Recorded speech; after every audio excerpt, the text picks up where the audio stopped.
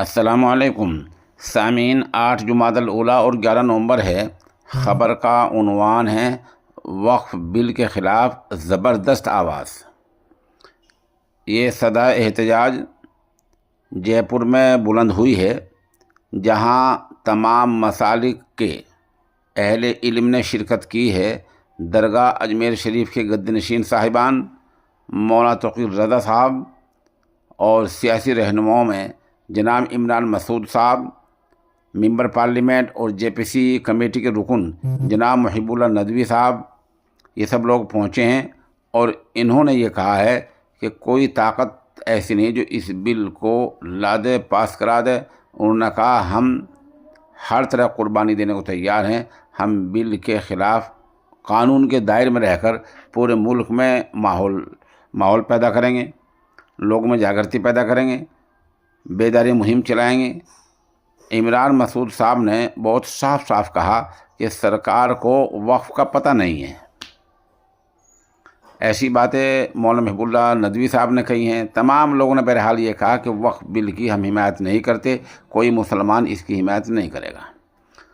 میں آخر میں آپ کو دوبارہ ام المدارس دارالعلوم دیوبند کی مجلس شورا کے رکن حضرت مولانا مفتی حسن محمود صاحب کا بیان سنواؤں گا۔ اس سے پہلے میں یہ بتلا دوں کہ بی جے پی نے خاص طور پر آر ایس ایس سے وابستہ راشٹریہ منچ نے، مسلم راشٹریہ منچ نے اس کا ایک توڑ بھی نکالا ہے۔ جو علماء وقف بل کی مخالفت کر رہے ہیں، راشٹریہ منچ نے اس کا حل نکالا ہے، ایک حل پیش کیا ہے۔ اب دیکھتے ہیں مسلمان اس حل میں کس طرح گمراہ ہوتے ہیں۔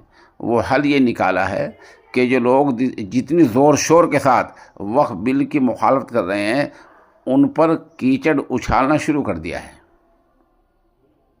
جو لوگ وقف بل کی مخالفت کر رہے ہیں، ان کے ذاتی اناد کی وجہ سے ان کی ذاتیات پر، ان کی نجی زندگی پر حملہ شروع کر دیا ہے، اور حملہ بھی غلط شروع کیا ہے۔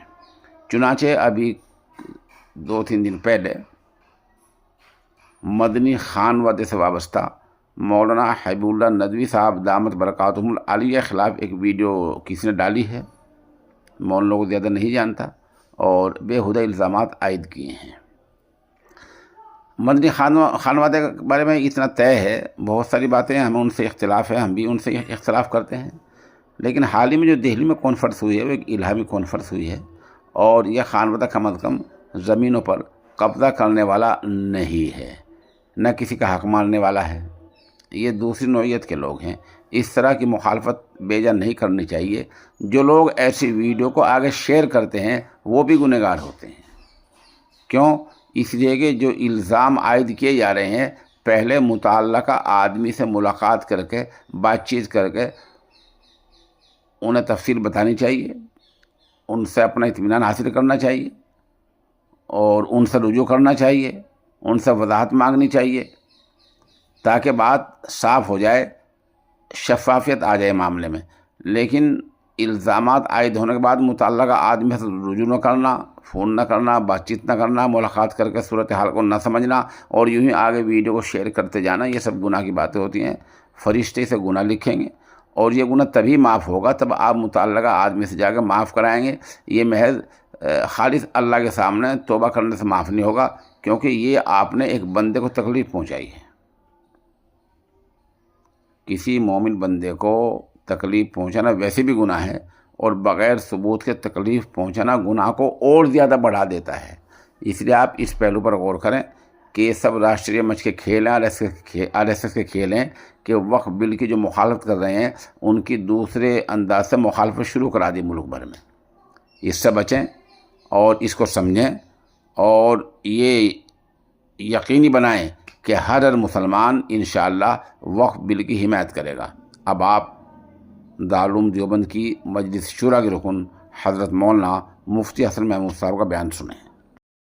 مذہبی اور یہ ٹھاٹے مارتا ہوا مجمع، جنہوں نے اپنی ایمانی قوت کو اور اپنی ایمانی غیرت کا ثبوت دیا ہے۔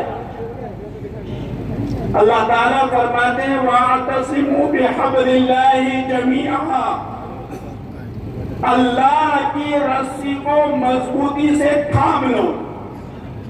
آج کا یہ پروگرام کسی نہ کسی درجے میں اس آیت پر عمل کرنے کا مظہر بنا ہوا ہے۔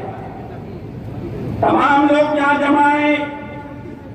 وقت کے سلسلے میں جو ترمیمات حکومت کر رہی ہے، آپ کے سامنے بہت سی چیزیں آ گئی ہیں اور دانشوران قوم اور سیاسی اور ملی رہبران آپ کے سامنے رکھیں گے۔ میں صرف یہ کہتا ہوں کہ اس وقت میں آپ کو کبھی توہین رسالت کے ذریعے سے، کہیں قرآن پاک کی توہین کے ذریعے سے، کہیں آپ کی مساجد کے ذریعے سے، کہیں آپ کے حجاب کے ذریعے سے آپ کو جگایا جا رہا ہے کہ آپ کا ایمان کہاں ہے؟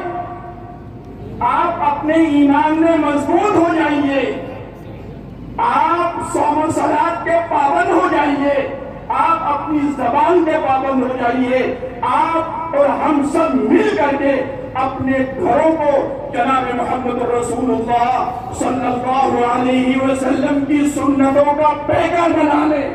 اس کی کوشش کریں۔ نمازیں ہماری چھوٹ رہی ہیں، ہمارا نوجوان 11 بجے تک سو رہا ہے، ہمارا نوجوان میرا عربی کی طرف جا رہا ہے۔ ان حالات میں ہم اللہ کی طرف رجوع کریں، اللہ سے دعا کریں۔ اس بل کو کیا پتہ نہیں کتنے بل آئیں گے، سب ناکام ہو جائیں گے۔ راتوں کو دعائیں کریں، دنوں میں محنت کریں۔ اللہ نے چاہا تو انشاءاللہ یہ بل اسی طرح بل واپس جائے گا جس طرح کسانوں کا بل واپس جائے گا۔